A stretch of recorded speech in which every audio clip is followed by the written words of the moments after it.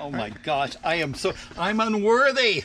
You are unworthy. What is this? This is going to be a video about diabetes. Okay, the problem with diabetes is not that you die, but you have heart disease. You start losing your extremities. Your memory starts to go. Vision.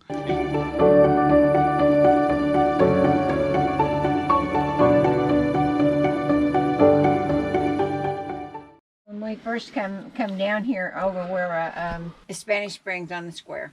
Yep. And it's Augustine's now. Augustine's Oh. 1812. In the corner. But it used to be plain Augustine's. All right. And they had a brewery in there. They did? They did. Why they took it out? Well, the guy sold the restaurant, and you know you can't sell your license with the like beer, restaurant. yeah. So they didn't have. That's why the next one that went in didn't have a I mean, beer you license. can't sell it, but it's gonna be a lot of money. Yeah. So he took it with him. He went up to Gainesville and opened up there Okay. around the college, and he kept his liquor permit with him. Yeah. Well, and the thing that was They had unusual about that brewery was the fact that there's buried lines all over that town where his brewery connected to every bar and restaurant in Yeah, and at the in time they town. opened all the beer houses. Wow. You know, now they only open like 2 at a time or something. But they had one on every corner, and they'd open That them. was a great idea, to be honest. But yeah, and I Yeah. said, We've because been in there many times. I love the Yeah. place. And when they get really drunk, they need a cup of coffee. No, they get drunk at Margaritaville across the street. That's why you see everything on his video. I said this time of year I would be having the Irish coffee. He would go get me an Irish coffee because it'd be cold. So now that I got this thing working again, tell us once again about how do you die with diabetes? Piece at a time. The problem is not that you die; it's the complications. So due to dying is that. not a problem, When you're dead, you're dead. but it's not a problem. It's a one-time deal when you It's die. a one time. But if you start to lose your extremities, you start to lose your eyesight, your kidneys start to fail, and it happens real slow. And it also affects other functions in men, You mean like what? memory? Like hand? of memory and other things. And you won't want You your mean I blood. can't bend over and put my socks on? I didn't say that. You can say that. But that's the problem with diabetes is that you have all these complications and you suffer, and we keep you alive because we have the technology. See, that's the problem right there. You want to keep us alive to keep suffering. I will pull the plug in a minute. I tell you, she knows that I mean this. What you mean? Well, Why do you think about assisted Yeah, I don't want you to suicide? suffer. You've seen a lot in the hospitals. Yes. Well, hospice kind of does something Hospice- similar to that. I'm not going to say anything because I've often when you get suspected there- that. Well, I mean, just like they the call it situation, in my comfort opinion, care Yeah. or I've palliative seen care, cases and Yeah. it is fun, you know? you help someone you know, to move on because they don't really have anything it's kind else of to a live crapshoot. for. They're all I mean, I get why. I kinda feel that way their now. diabetes got out of control. I kind of feel that way now. Can I get hospice care now? Those people are suffering If like your crazy. doctor Yeah. diagnoses as terminal, You you can get it. But I keep getting a new doctor every 2 years.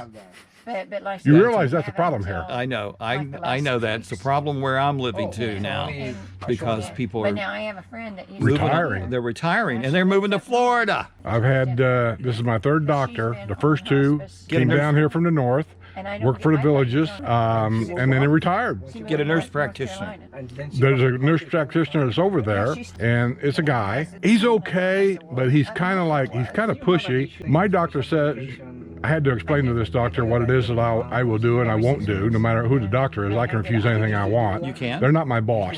That's right. You are the boss. That's right. And I told her, I said, look, I am not the lonely old person down here that needs to come see a doctor every month because I need somebody to talk to. I said, that's not me.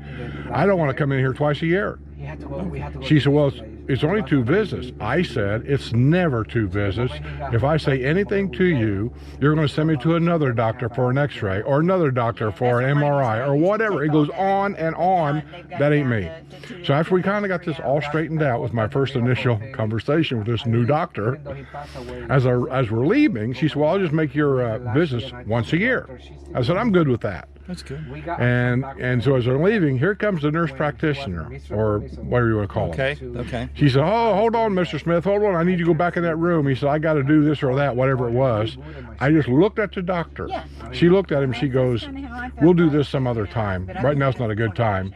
he starts arguing with the doctor about, no, this has got to be done. This is part of protocol. This is what we got to do. And so I just kept walking and went out the door. Okay. Okay. Good for you. Well, I'm just saying. I mean, You're in charge. I'm in charge. Always remember that. And I am in charge. Yeah, it's patient-centered care is what I call it.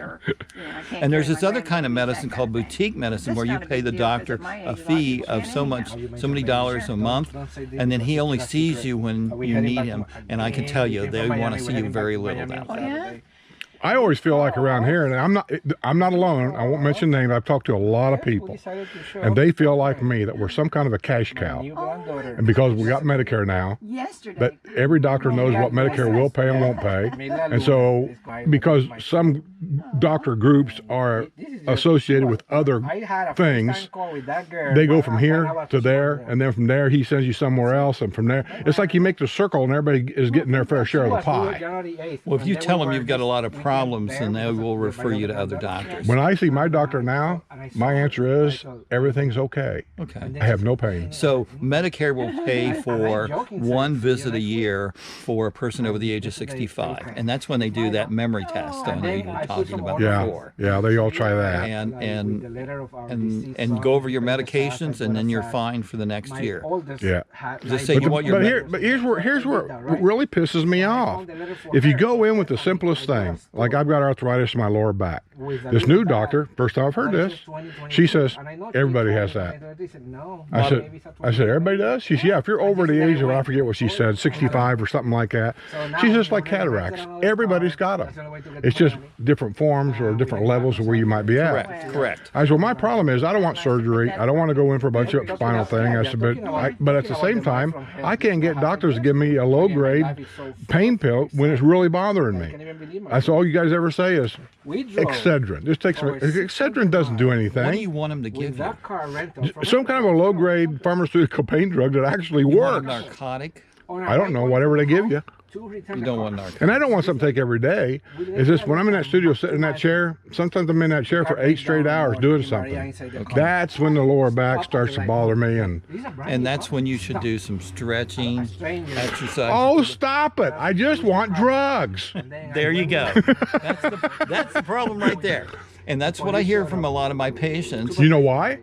Drugs work, makes the pain go away. What you're wanting me to do makes things hurt worse. Okay, so eventually the drugs don't work and you need to take more. So I went, he took me back to Enterprise. No, I've never been that way, ever in my whole life. That's you. When I had a hemorrhoid operation, they didn't want to give me no pain pills then either. Don't worry, I just got a none. He said, we think Excedrin should be enough. I said, you cut my wide open and had forks. Are you taping that? Yeah. And now you don't get no pain pill. Then the doctor says, I was only pulling your leg. He said, no, we're going to give you some limited hydrocodone, whatever give you it was. Just a limited amount of them, and then eventually you come off that. But if you got up out of that chair and stretched your back, you might not have that pain. I wouldn't have any hemorrhoids at that point. There are things that cause hemorrhoids, like sitting in the seat 12 hours a day driving a truck. Yes. Or trying to go to the bathroom and have. You're welcome that I suffered to feed you in Ohio. Thank you. Thank you for your support.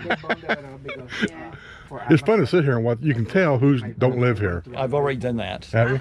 Yeah, and the guy says, "Can I help you?" I go, "I don't know." I actually drove my golf cart. Looked at the GPS and almost drove out onto a roundabout because I was looking at the GPS. Your GPS is for cars, man. Don't. But I couldn't figure out where it was at, and I was looking at it. Well, first thing is just. Oh my gosh! I'm almost. Just stay on the golf cart trail. Just always know that. Just stay on the golf cart trail. But it said turn right, and I'm going where? And then the next thing I know, I'm almost on a roundabout. Here in our area, south of 466A, you never go past the guard shack. Period.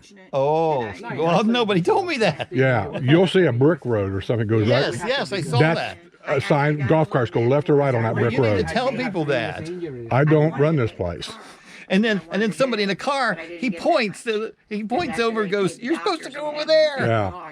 Yeah, you go left or right. thank you, Always remember sir. that. Even when you go here, if you're leaving, go up to the Hillsborough Okay, gate I'll up there. remember that. Just look right before you get to where the gate opens. You'll see a brick road. Yeah, I saw it. That's- I that's was the- looking at my GPS. That connects the golf cart from this side of the road to that side of the road. Okay.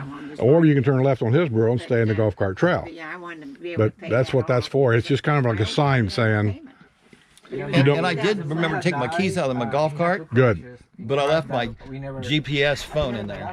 Yeah. Okay. Okay, Wait. tell me Wait. this I'm looking. Oh, see. Look how good he shows up. Now, you gonna get my shirt? Oh, I have to do that too. Yeah. Okay, wait a minute. Slow still. So I get close Steve. enough. Okay, I got a picture of the shirt. You want me? You're gonna say something now? Yeah. Well, wait a minute. Don't leave your keys in your golf cart. Wait a minute. Now I got to back up. Now do it. Don't leave your keys in your golf cart. Got it.